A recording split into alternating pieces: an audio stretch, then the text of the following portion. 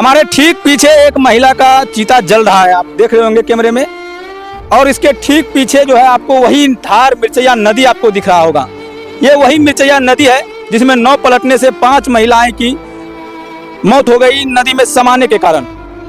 पूरा मामला आप लोग कल से जान ही रहे हैं। जिस प्रकार से महिलाएं जो है पटवा छोड़ा के जौन बन करके अपने घर के लिए वापस आ रही थी।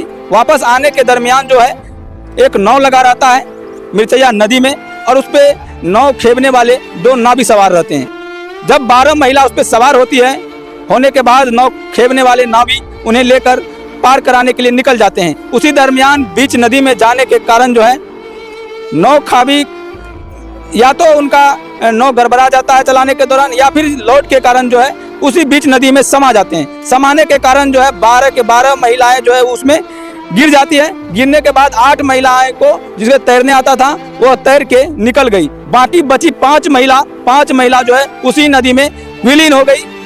जब ग्रामीण वहां पहुंचे, जानकारी मिला तो आसपास के सभी ग्रामीण वहां पहुंच गए और ग्रामीण पहुंचने के बाद वो सभी लोग जो है नदी में छलांग लगा दिए। और छलांग लगाने के बाद काफी रेस्क्यू करने के बाद, ग्रामीण रेस्क्यू करने के बाद, जिनको तैरने आता था वो तैरते थे और तैरने के बाद इस एक महिला को निकाले जो मटर मुखिया की पत्नी थी। उनका सब हमारे पीछे जल रहा है।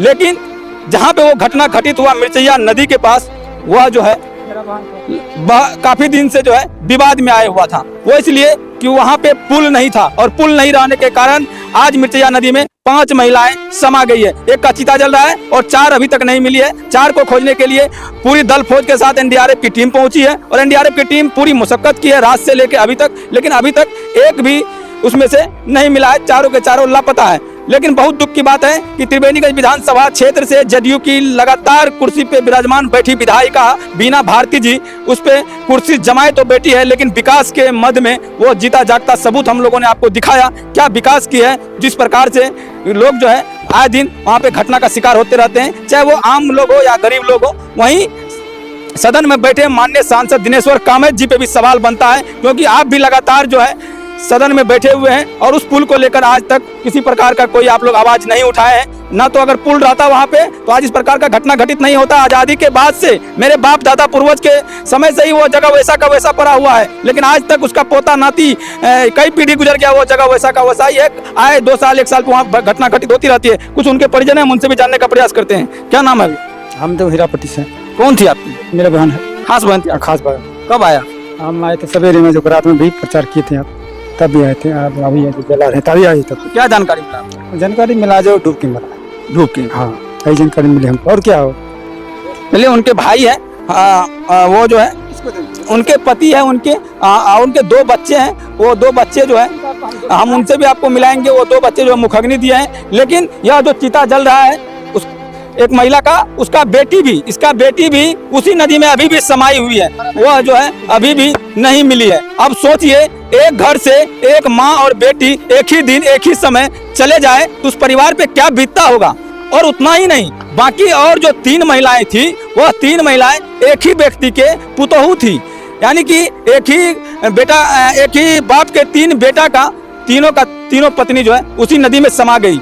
आम भाषा में बोलते हैं वो तीनों जो है एक ही गोतनी थी और उस तीनों गोतनी भी इसी मिर्चैया नदी में समा गई है। उस घर में क्या बीता होगा जिसके घर से 3 चले गया, 3 महिलाएं चले गई। महिलाओं पे काफी सारी जिम्मेदारियां होती है। महिलाएं घर की देखरेख के साथ अन्य कामों में भी हाथ बढ़ाती है, वह चले गई। और एक तो आपको मैं दिखाई रहा हूँ जीता जागता उदाहरण, और इनका एक बेटी अभी भी उस नदी में विलीन है।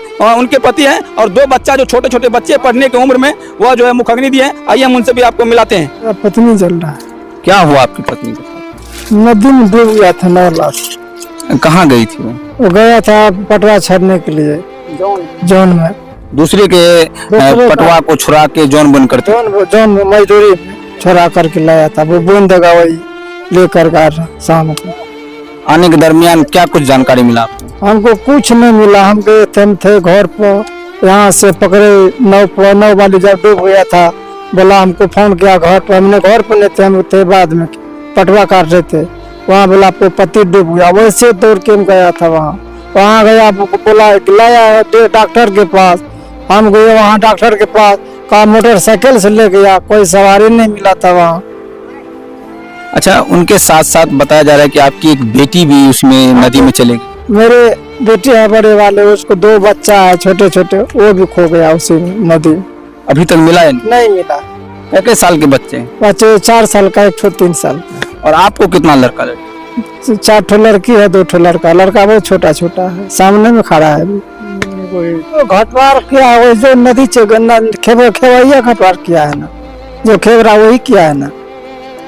और वहाँ पे पुल भी नहीं है? पुल भी नहीं है वहाँ, वैसे पुल नहीं है। जो भाड़ा ले रहा है भाड़ा ले रहा है, पुल नहीं है वहाँ। रात में भी हम बोल सकते हैं, अच्छा, वो भाड़ा में चलता था क्या? हाँ, 20 रुपये आदमी लेता है वहाँ। अच्छा, आपकी पत्नी जो है कोई लोन वोन भी ली हुई थी क्या? हाँ, लोन लिए थे। किस किस ग्रुप से? वो कौन ग्रुप, नाम नहीं जा रहे। कितना लोन ली? लोन 45,000 लिए थे। 45,000 लोन ली। जी। अच्छा, नेता लोग आए, कुछ बोले कि नहीं? उसको नहीं बोले कुछ ना, मेरा आवाज नहीं आया मुझसे, निकल रहा है। क्या बोलेगा? कुछ नहीं बोले थे। देखिए, यही वो बेटा है जो अपने माँ को मुखाग्नि दिया है। क्या नाम है बाबा? प्रदीप कुमार। कैसे उजला ड्रेस में चले गए? माँ मर गई था, कैसे हुआ? धूप मर। डूब के? हाँ, उनको कब पता चला? हमको पता चला, हम कुट्टी काट रहे थे, ये चौक डाला हुआ, तब मेरा भाई ले गया।